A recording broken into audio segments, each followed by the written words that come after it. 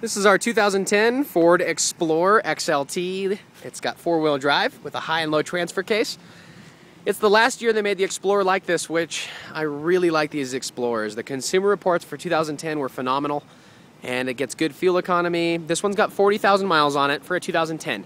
So a little above average, but it's in excellent condition, and you're gonna get a good value for that. It's got fog lights. The body and paint is in perfect condition. When I walk around, it looks brand new. There's no blemishes anywhere.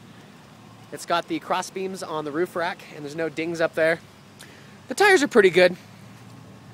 We go all the way around. It's got a tow package on the back, a small one. And the back glass opens and the full gate opens there.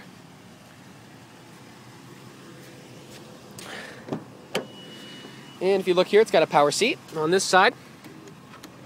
Okay. And it's got power door locks, power windows, power mirrors.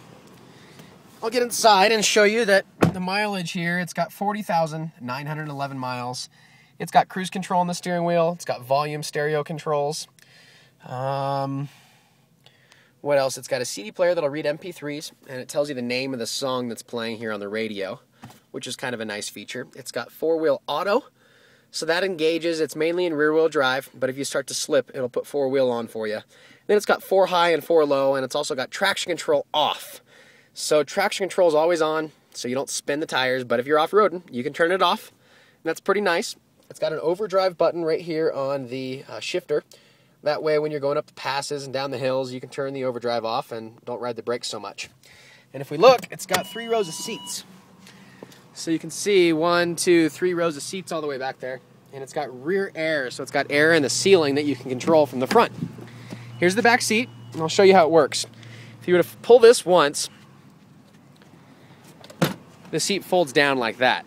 Now if you pull the same lever again, it lifts up so that you can climb into the back seat, and the back seat lifts up pretty easily so that you can climb into it, okay?